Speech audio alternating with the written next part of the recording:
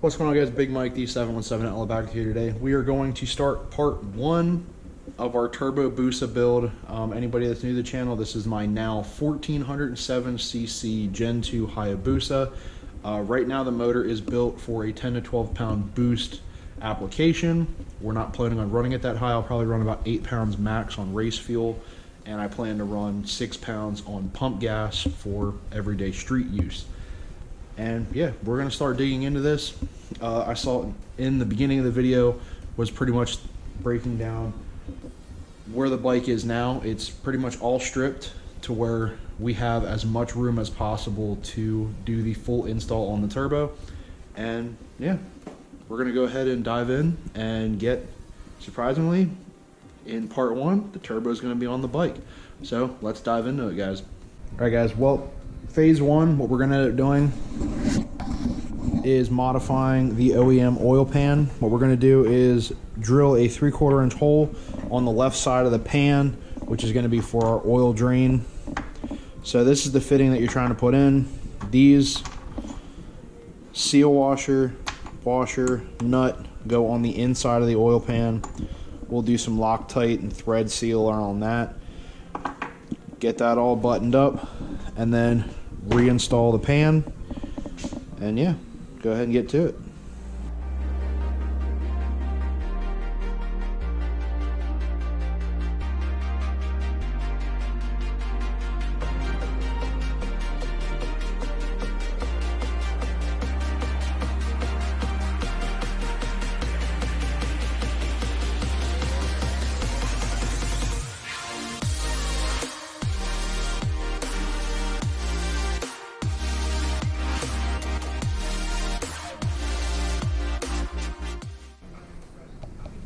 Well, there's no turning back now. All right, let's get this fitting put in, guys. All right, guys, well, we got our oil drain in. Now, tell you the truth, all we can do, put the oil pan back on and then on to the next step. Also, before I forget, use thread sealer along with red Loctite.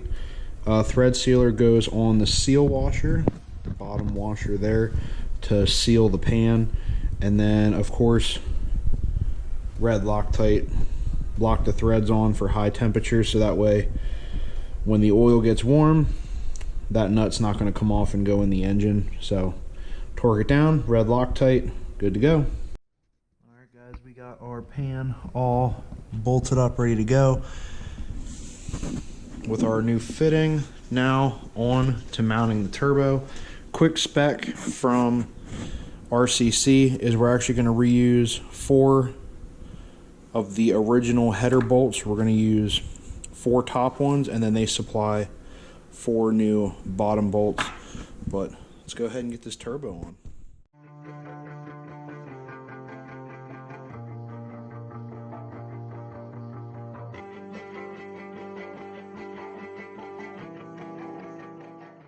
on. Alright, well, it looks a lot bigger when it's on the motor, but we have everything buttoned up. You just want to put all 4 of these bolts in on the top and on the bottom. I don't know if they're easier to see in there or not. The flange head.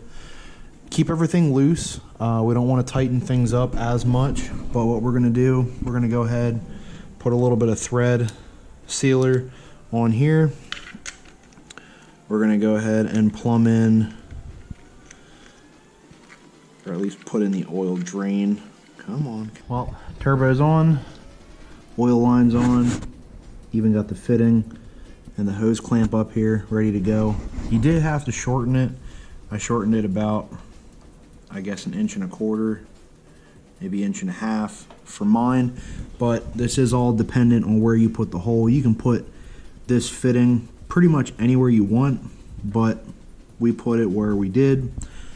And yeah, shorten the line, make it fit. You don't want it to have a loop in it. You pretty much want it to come out and just curl right up to the drain. That way it's a nice hassle-free flow. It's not gonna give it any feeding issues, because you do not want that turbo losing oil pressure or losing oil in general, because then you'll fry some bearings. But next, we're on to the feed line.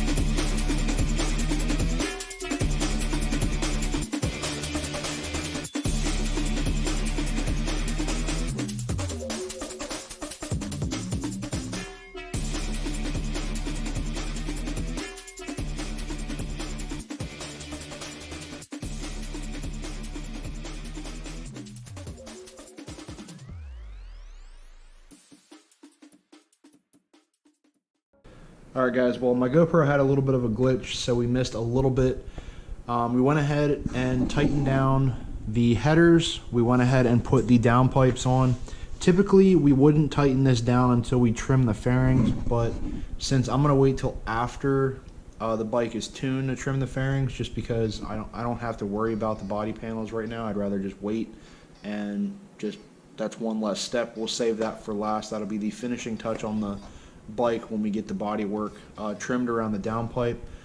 But so far so good. Everything's been plumbed up nice and smooth. We got our oil block offs, we have our oil drain, our feed line goes back behind, and like they say in the instructions, try to hide that line, or yeah, try to hide the feed line behind the turbo, away from the exhaust components. It is more towards the block, but that is not going to get near as hot as those headers will, or the downpipes. So yeah, we're going to go ahead and get ready for step 2, which should be our fueling system. We're going to be doing the modifications to the OEM fuel pump and getting everything set up for the fueling side of everything. But for now, turbo's on, and the hater pipes look pretty dope. So I can't wait for this thing to be back up and running, and hopefully we can get it tuned. Fingers crossed. We were looking for the 250 horsepower mark, and I have a feeling that the bike's going to be pushing pretty hard for the 300 plus on pump gas, possibly even pushing 400 once we get race fuel and run 8 pounds of boost. But I'm excited, guys. Project rolling, and yeah, I'll catch you guys on the next one. As always, hit that thumbs up if you like this video. Don't forget to comment. If you want to know anything more about the companies and things that I use to build this bike, check the description down below. I have every single company listed. And yeah, drop the comments if you want to know anything more about the system that I didn't cover, or maybe a quick little step or piece of the step that we did here today. Yeah, drop those comments. And as always, hit that subscribe button. And remember, ride safe, ride smart, always wear your helmet. See ya.